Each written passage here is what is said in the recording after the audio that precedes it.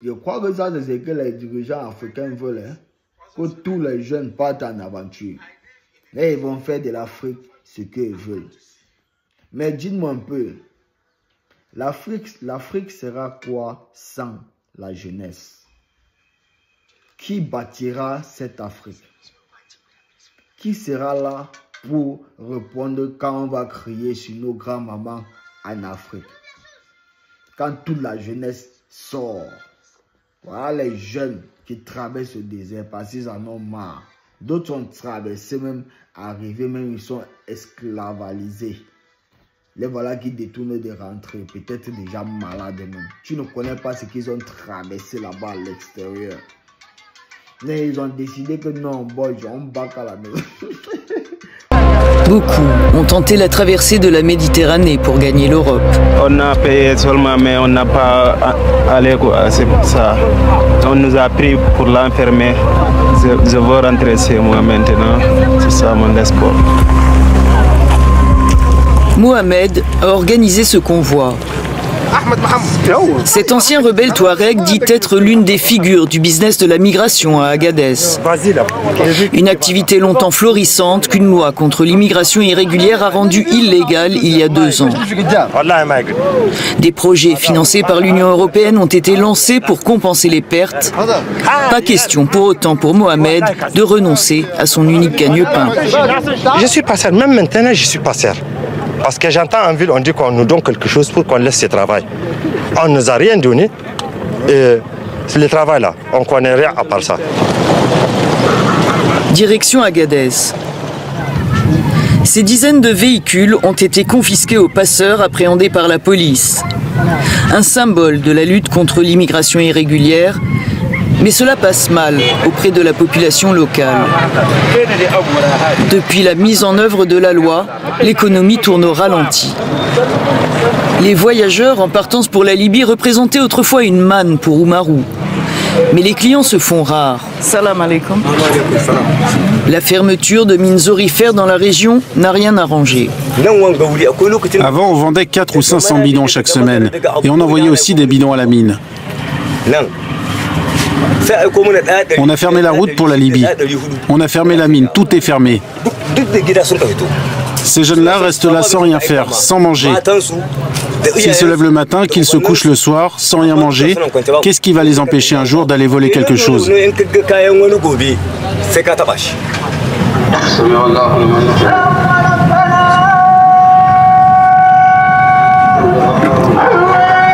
La prière du vendredi est l'un des rares moments où la ville s'anime.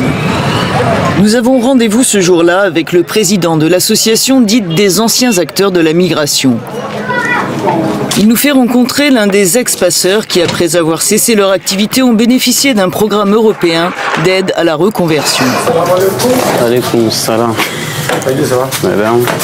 Abdourahman a reçu un stock de chaises, des marmites et des enceintes qu'il loue à l'occasion de festivités. Ça marche bien, les affaires? Ça va un peu. Ça va? Un peu? Un peu. Ça dépend de Dieu. Avant, je gagnais beaucoup plus d'argent. Je pouvais avoir jusqu'à 800 € par semaine. Maintenant, c'est seulement 30 € par semaine. C'est ici. Abdourahman est pourtant parmi les plus chanceux. Sur 7000 personnes répertoriées, moins de 400 ont à ce jour bénéficié d'aide à la reconversion, de l'ordre de 2000 € par projet. Nous, Africains, on traverse dans le monde entier. C'est façon. Même chez nous en Afrique même. Parce que la Libye, c'est l'Afrique.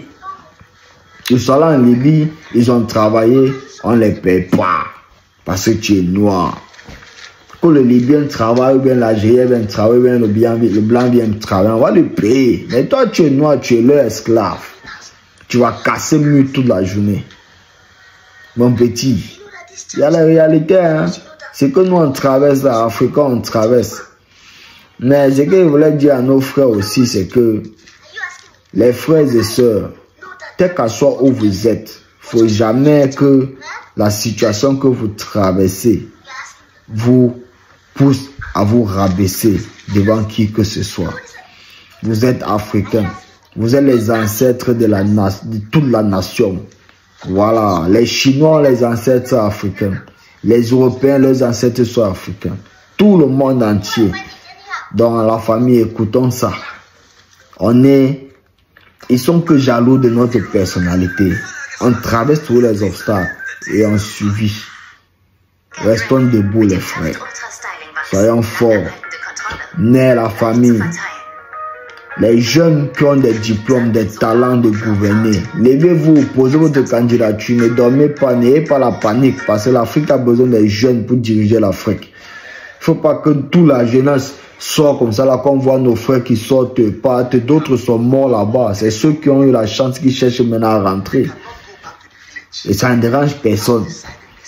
Tu sais ce qui se passe quand un Africain meurt à quelque part? Vous ne connaissez pas. Quand on parle de l'aventure, les gens ne connaissent pas ce qu'on appelle l'aventure. Quand tu pars en aventure, il faut dire que tu meurs, tu es mort. Il ne faut pas partir en aventure à la panique. Il ne faut pas partir en aventure, tu as peur de mourir. Ouais. Vous savez que moi, j'ai pris ma route de l'aventure toute seule. Même mes amis du Quata, on a dialogué toute la soirée là. Ils ne savaient rien de moi. Mais le lendemain, j'ai pris mon car. Je suis sorti du Cameroun. Une place. Je ne veux pas l'embouteillage, petit frère. Parce que seul, il sait que le problème qui va venir, c'est moi qui a créé le problème. Et il sait que ce qui vient, il veut quel homme.